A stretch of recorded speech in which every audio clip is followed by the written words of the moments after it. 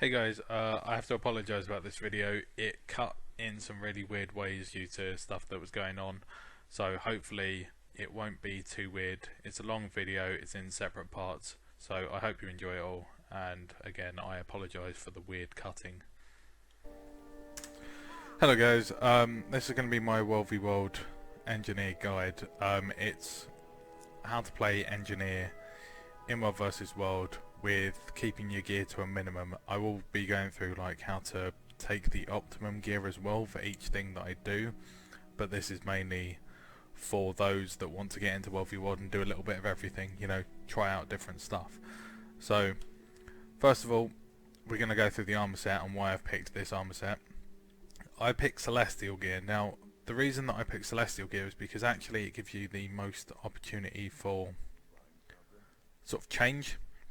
You can change your whole build to still being effective, especially in World vs World, by just changing your traits, and that's what we're looking at for the Engineer anyway. Engineer is very much the flexible class of Guild Wars. It's probably the same sort of level as Elementalist. Elementalists obviously go well with Celestial gear, and Engineers are the other ones that go really well with Celestial stats. So I actually run everything Celestial and am working my way to getting my Ascended Celestial as well. How we work it to be effective in World vs World is we take Strength Runes. Strength Runes are the strongest. The next ones are Holbrook, and then below that you can go with Privateer, and the reason is we want Might as much as possible. And Might is what turns us from just being sort of average to being actually quite reasonable in what we're doing, and that's the way we play it. We use Mights and Boons and everything. As you can see, I've got loads of buffs running at the bottom, but you can just ignore all that. I went on a key farming expedition a while ago and opened all of them, so I've got a shit ton of buffs. But the reason that I've picked Celestial is because actually Celestial works so well for an Engineer, because we want the toughness, we want the condition damage, we want the precision, we want the ferocity, we want the vitality, and we want the healing power for most of our builds, and being able to be flexible is exactly what you need in World vs World, and that works out so much better in a situation where you can be playing solo play, because that's the way you've decided to build yourself, and you'll go into 1v1s and you'll be reasonable. It'll be a skill thing rather than a, you know, just going to be overpowered, but you will be putting out enough pressure that, you know, you can keep yourself alive. Then you've got your team support, and then you've got the ability to go tower defense or out in the front line or do all sorts of things, and all of this can be achieved through Celestial stuff. There are better ways of doing it if you want to min-max. Like for example, if you want to go tanky, the Sentinel's gear is pretty good, and Nomads is even stronger, but then you won't put out any pressure.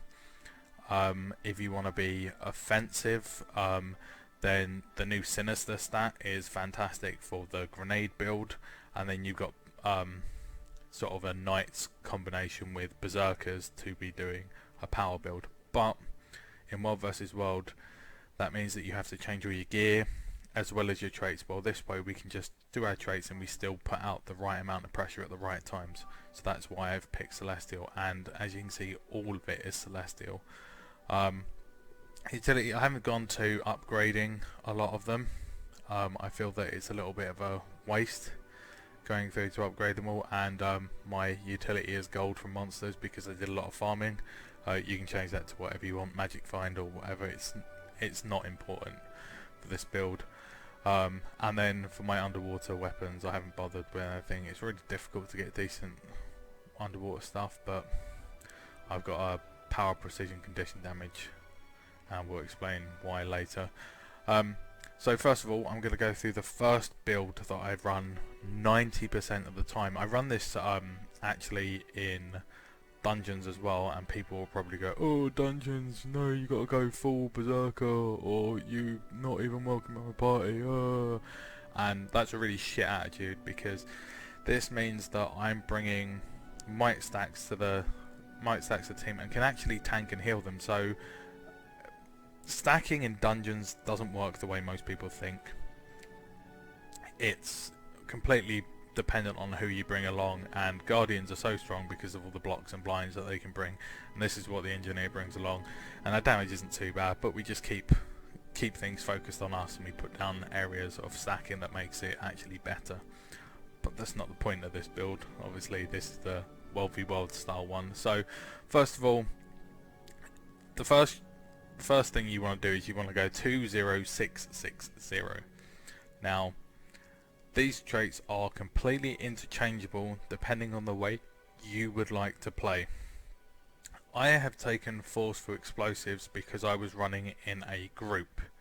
Now if you're running in a group, Forceful Explosives tend to be better, and that's because we were doing on Zerg fighting. So I wanted to hit more people and put my healing out into a bigger area, so that's why I've taken that. The other option is Accelerant Pack Turrets, and that's better in a small scale environment where they have less access to stability and you'll be having more of an effect on the team. So they're your choices. That's why you go to in there. So it's either Forceful Explosives for the bigger area, or you go for Accelerant Pack Turrets because you want the knockbacks. And knockbacks work really well in 1v1 fights because it just stops them being able to put pressure on you as much and gives you a lot of time to heal yourself. It's not a huge knockback now either, but it's still very effective. Also works very well for point defense in towers. If you're defending a tower in the Lord room, it works really well having the Accelerant Pack Turrets. So that's what we go from here. Then we go into inventions. The first one I take is Energized Armor, but that's because I'm quite happy with the way I can survive now anyway, so I want to put more pressure out now. I've got used to my build, so I'm going for a more pressure based build. The next option you take is Stabilized Armor, and that's if you feel that you're being knocked around a lot. And if you feel you're being knocked around a lot, then you want to take Stabilized Armor. Again, this is a very, very situational style. If you're in a big group, you're probably getting stability, so it's not worth taking it. It's better to take the Energized Armor. If you're in a small group and you lack stability, it's better to take this one, because actually the pressure you'll be putting out by staying alive for longer is going to be more effective. If you're playing point defense as well, Stabilized Armor is a better option if you're getting knocked around a lot. But if you're fighting people that don't knock you around a lot, don't take Stabilized Armor, go for Energized Armor. Protective Shield is good, but because of the long cooldown on it and the short duration of protection, actually it doesn't work out to be that much of a damage reduction, and it's very, very situational, because you might get hit crit straight away, it might proc, or it will proc even, sorry, and then you won't actually find that it's very useful, because they could see protection go up and then they'll just ignore it, or they'll be able to burst through. So I would not take that. That is the last option you can take, but it's the worst of the three that I've told you. So Energized Armor or Stabilized Armor, pretty much anything with armor is good. Next one is Power Shoes. Power Shoes is great for roaming. It means you can solo camps. There is a way we solo camps, and we'll probably put a guide in on how to solo camps as an engineer. The only ones we have real issue with are the dredge, but there are good ways of countering the dredge as well. So take Power Shoes for if you want to do like a little bit of solo roaming. It'll give you that little bit of extra pressure. Again, if you're getting swiftness from a member group, this is where you change. And some people will say, well, you go Reinforced Shield, but we're sitting in bomb kit most of the time for this build, so we don't want to take that. What we want to take is Elite Supplies, and Elite Supplies has great synergy with our other trait tree, which is that it drops extra turrets and extra support and extra supplies, so it gives us extra healing, extra buffs, and just general better team support. So that's what you want to go for. So Power Shoes for solo, Elite Supplies for team play. Next we want Elixir Infused Bombs. Elixir Infused Bombs, regardless of what you take, even if you're going a power, toughness, vitality build, you're going pure toughness, pure power, toughness, vitality, which is another option you can go for this build. Take Elixir Infused Bombs. doesn't scale hugely with healing power, but it's actually a decent constant ticking heal. I think at base level it heals for as much as a healing signet, and healing signet is so strong for warriors. Why wouldn't it be strong in Electro Infused Bomb for us? Obviously it's based on the fact that we're constantly ticking our health, constantly putting bombs down, but you're taking that you're doing anyway and healing yourself back up. So Electro Infused Bombs, some people will say fortified turrets, but fortified turrets is a really bad choice for World versus World. You might think it's good for the reflect from projectiles, but actually you've got to stand in an area, and a lot of projectile stuff doesn't actually get reflected, and if a Necromancer puts a well inside your turret, it's completely wasted. It's 4 seconds, and the shortest cooldown we have is 25 seconds or 20 seconds on healing turret. So flame turret and healing turret, you know, that means you're going to have 8 seconds every 20, so 50% uptime, and that's only if you can stand in it, and it's not that big an area. So don't take it. Electro Infused Bombs all the way. Next, acidic coating is one option. It's good for solo roaming. It helps you get around, and it does assist in tanking. It's a 50% chance, 10 seconds cooldown, not really strong but worthwhile. Next best option is protection injection. I actually take protection injection normally as standard. I was doing some solo roaming, so I wanted acidic coating for a reason. It was a very specific reason. I was being attacked by a thief constantly, so they just reduced his damage a lot of the time. It meant that it can just constantly spam damage onto me and have to break off and keep coming back. So that was the reason I took that.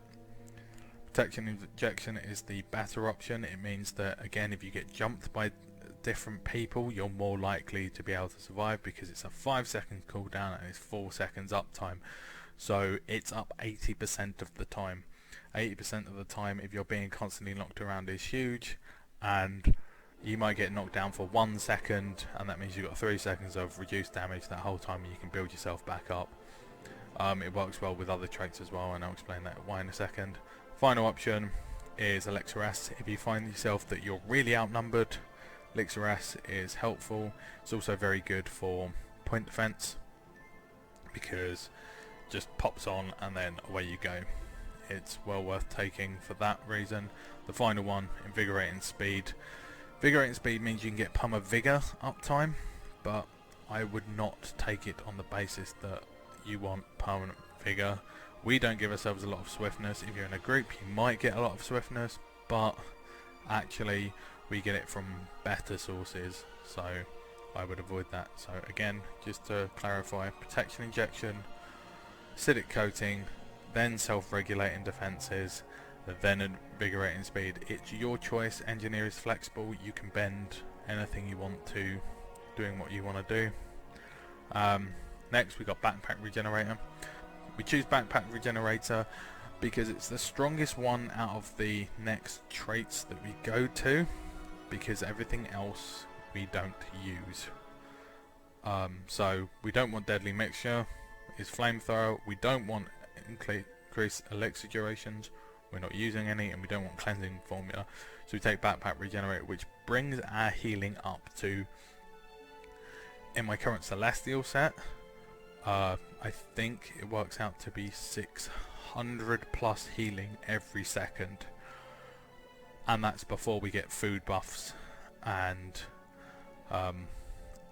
other team support, and before I even start using my heal skill. So passively 600 healing every second.